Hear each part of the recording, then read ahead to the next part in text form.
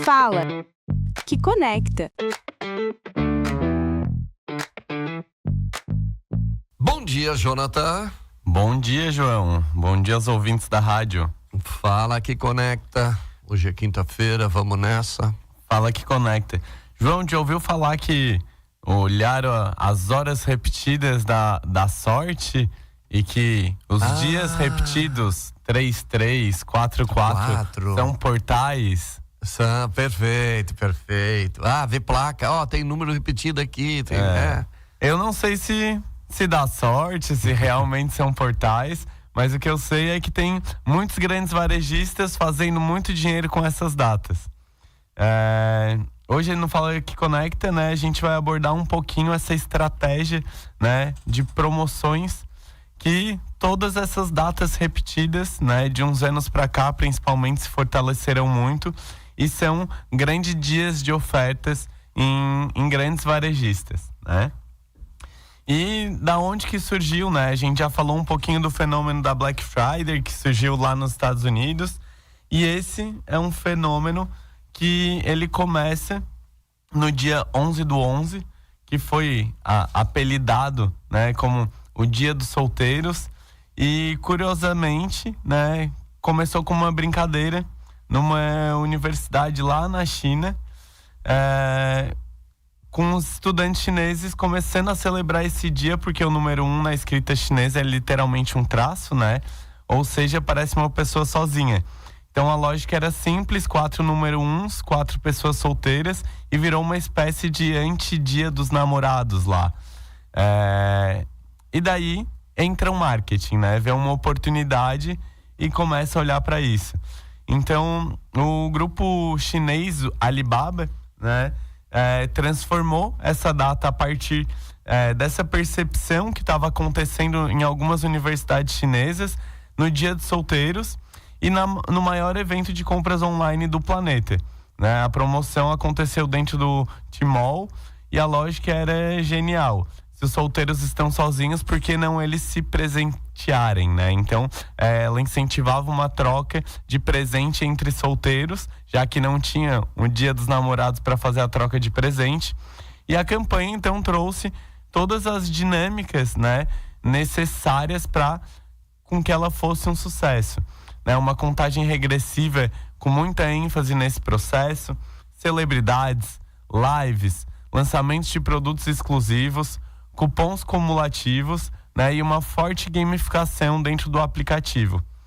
E o resultado, né, foi explosivo. Então lá dentro, né, lá na China, dentro do Alibaba, 11/11 passou a vender mais que a própria Black Friday. E isso criou uma tendência de mercado do nada não, né, numa observação de um comportamento que já estava acontecendo, mas que teve uma sacada por trás para envelopar isso de uma forma mais atrativa. Teve uma reinvenção. Exatamente, para transformar numa grande estratégia. E daí eles entenderam o poder dessas datas fáceis, né? Porque quando o mercado viu o sucesso do 11/11, veio o insight, né? Talvez não fosse só o Dia dos Solteiros, mas o segredo seja o formato da data, né? Que são datas repetidas. São fáceis de lembrar, são fáceis de comunicar, né, e parecem eventos naturais do calendário. E aí começa uma estratégia nova de marketing, né? Então, de 2012 a 2016, todas as grandes plataformas asiáticas passaram a usar, né, todas as datas duplas do ano. Então, dia 1/1, 2/2, 3/3, assim sucessivamente, né?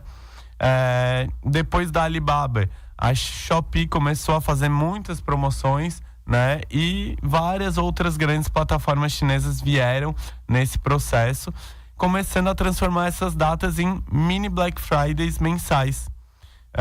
Isso mudou completamente o comportamento de consumo, porque o cliente não passa mais, passou a pensar, né? Eu não preciso disso agora, mas daqui a pouco tem um 6/6. Mês que vem já tem um 6/7.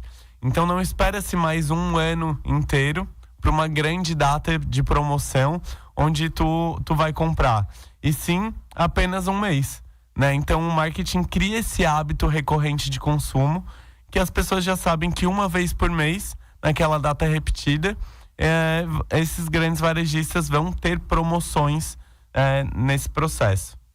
O segredo é criar evento, criar fato. É isso aí, junto com o jornalismo sempre teve esse segredo, né? E o marketing se adona disso para entender que é importante criar esses fatos para que eles sejam memoráveis, né?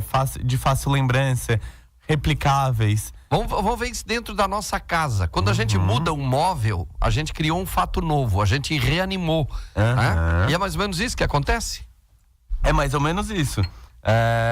E eles criam, inclusive, como o 11/11 teve essa dinâmica do solteiro, eles começam a criar outras dinâmicas a partir dos números, da numerologia, porque na China isso é muito relevante, né? A parte de numerologia, traduzindo aquela data específica numa promoção mais conectada com outro tema. Então, por exemplo, né, o número 8 é associado à prosperidade, à boa sorte. Então, é muito comum na data do 8/8 eles criarem itens simbólicos promocionais associadas a essa temática. O 9 é associado à longevidade. Então, a venda promocional também vai ser associada a produtos de saúde, de beleza, enfim, que incitam essa longevidade que traz na numerologia do número 9. E isso, né, se torna recorrente com todas essas datas, mas o marketing chinês, né, ele mistura muito essa cultura, a tecnologia e o comportamento. E de 2015, meados de 2016, esse modelo começa a sair da Ásia, começa a chegar na América Latina, no Brasil, impulsionado por 3 grandes fatores, que é principalmente o crescimento dos marketplaces, né? A influência do modelo chinês, que começa a disseminar também um pouco mais, e também uma disputa de atenção com a Black Friday, para que tenha outras datas que possam concorrer e criar esses fatos para que o varejo possa vender, né?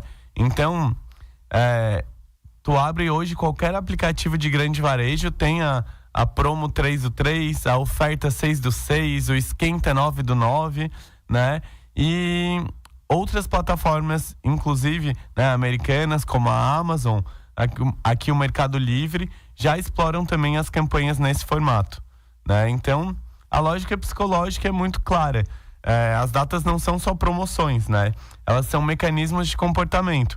Então, usa essa dinâmica da memorização fácil, desse ritual de todo mês ter uma data específica e criar essa expectativa no consumidor, só que eles vão dando pequenas mudanças e incrementos nessas datas conforme o comportamento de consumo ou o que tem a ver naquele mês, né? Então, a grande provocação aqui mas se todo mês tem promoção, será que ainda existe promoção? Né?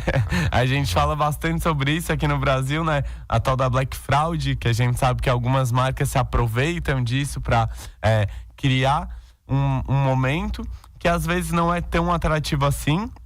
Ou, né, será que o marketing transformou o desconto num estado permanente de varejo, né? Porque também tem essa dinâmica, o consumidor, de alguma forma, ele quer se sentir em vantagem, né? Então, é muito comum já marcas e empresas já trabalharem com uma margem de desconto percentual calculada apenas para dar essa vantagem dentro do processo, né? Então, essa talvez seja, acho que, uma das maiores mudanças, né, do comércio digital. O varejo, ele deixa de ter um momento de venda específico, ele passa a viver esse fluxo contínuo de eventos, né? Sempre tem algo novo para gerar uma demanda específica. E é curioso perceber como uma simples brincadeira entre estudantes chineses, né, vira o maior fenômeno comercial do planeta, expandindo inclusive a Black Friday. Então, a gente fala bastante sobre isso, sobre a importância dessa percepção no comportamento humano que pode gerar esses insights de compra, mas também a importância de a gente saber envelopar isso, né, e comunicar da forma mais adequada para que, de fato, isso vire algo poderoso. mas mostra que no marketing moderno, às vezes, né, um insight mais poderoso é o mais simples, né? É uma data, são 4 números iguais, mas com uma ideia muito bem executada. É interessante, esse negócio você tem que criar, tem que mudar, tem que inovar. E testar também, né? Testar. Obrigado, até quinta que vem. Eu que agradeço. Se você gostou desse episódio, pode acompanhar também no Instagram o Barreto Jonathan ou Somos SDI. Porque no final das contas, tudo comunica. Até semana que vem. Você ouviu Fala que Conecta, um papo sobre comunicação, marcas e negócios, de quem entende, para quem faz acontecer. Todas as quintas, às 9, seu encontro marcado, no programa João Paulo Messer, com Jonathan Manique Barreto, da agência SDI.